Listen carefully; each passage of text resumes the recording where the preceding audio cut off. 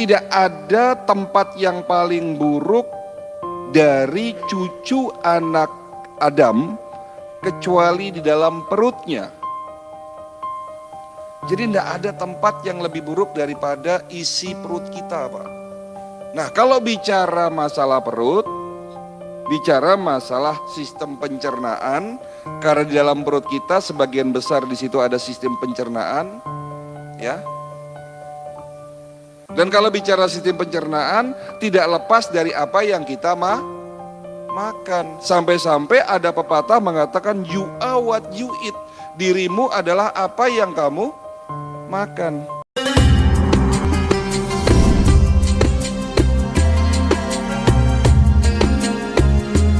Bicara penyakit kronis, ini selalu berhubungan dengan lifestyle, gaya hidup yang salah, gaya hidup yang keliru. Salah menurut siapa? Pasti kan muncul pertanyaan, loh dok, salahnya salah menurut siapa?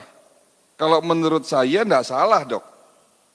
Selama ini saya hidupnya fine-fine saja, baik-baik saja. Tentunya kalau bicara salah benar ini kan ada indikatornya, betul? Ada dua, ya tentunya salah menurut ilmu kesehatan dan salah menurut ajaran Nabi.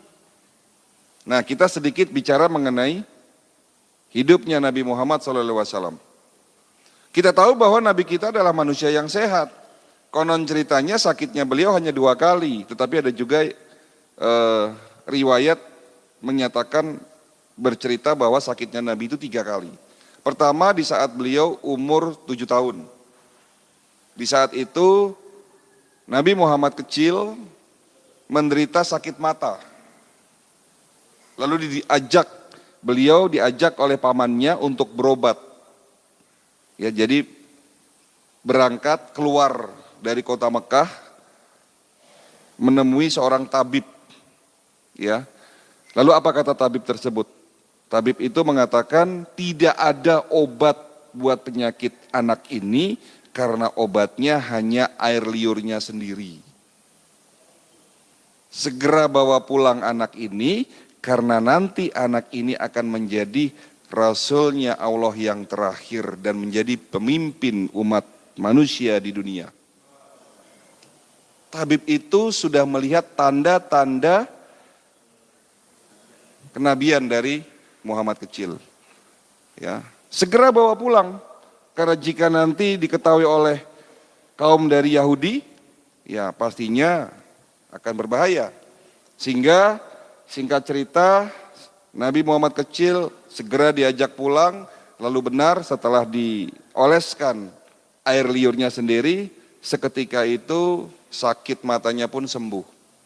Lalu sakit Nabi yang kedua di saat beliau perang, di salah satu perang, saya agak lupa nama perangnya apa, yang pasti bukan perang Badar atau juga bukan perang Uhud.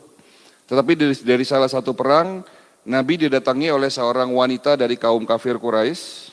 Wanita itu memberikan sepotong daging dan ternyata daging tersebut sudah diberikan racun.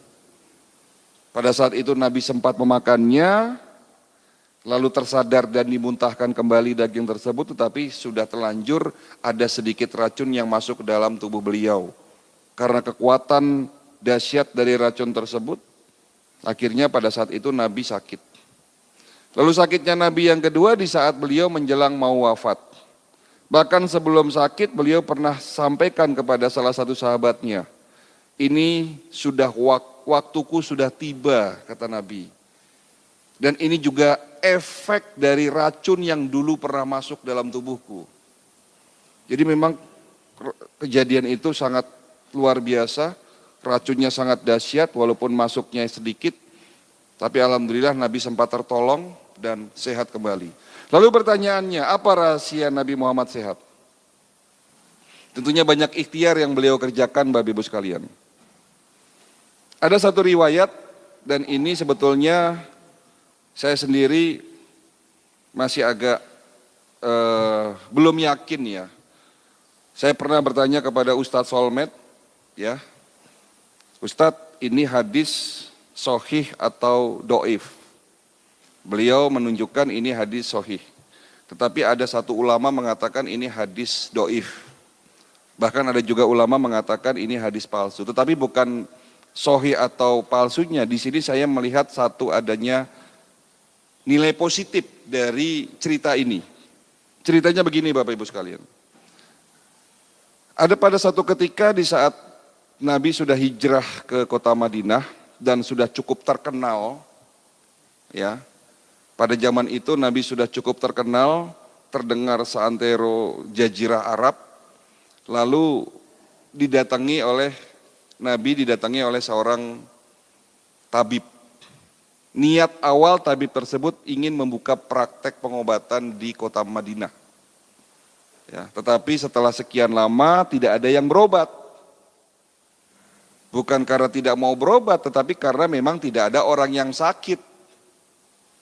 Dari mulai anak kecil sampai orang tuanya semuanya sehat, kuat, sehat, bugar dan kuat. Lalu pada akhirnya si tabib ini pamit pulang.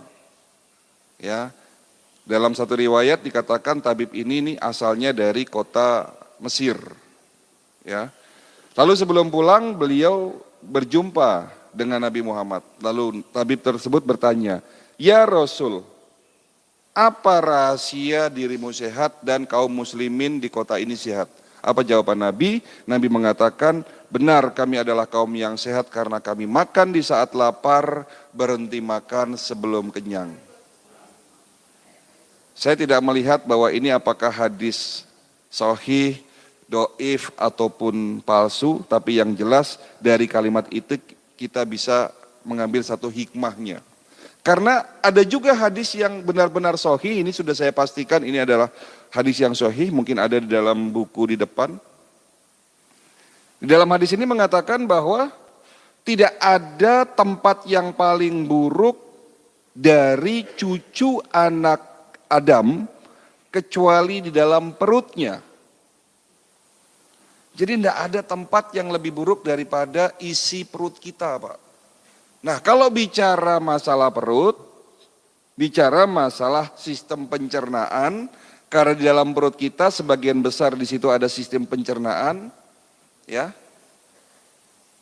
Dan kalau bicara sistem pencernaan, tidak lepas dari apa yang kita makan. Sampai-sampai ada pepatah mengatakan you are what you eat. Dirimu adalah apa yang kamu makan. Nah, kita kembali lagi kepada realita hari ini. Kenapa pandemi COVID-19 belum berakhir?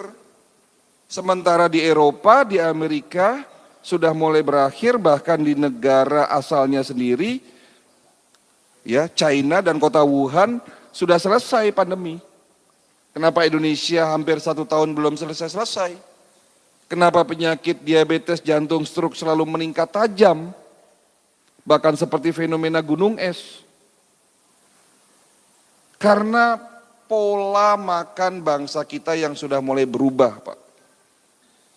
Hari ini rumah sakit rame, Pak.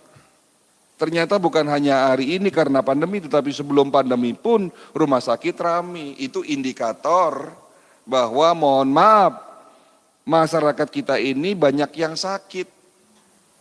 Coba kalau Bapak, Ibu umroh atau haji, rumah sakit di Arab Saudi, tentunya di kota Mekah, Madinah sepi, Pak. Betul enggak, Pak? Sepi, Pak, di sana. Raminya kalau musim haji, Pak. Yang sakit orang Indonesia. Karena hampir 70% yang naik haji ya orang Indonesia.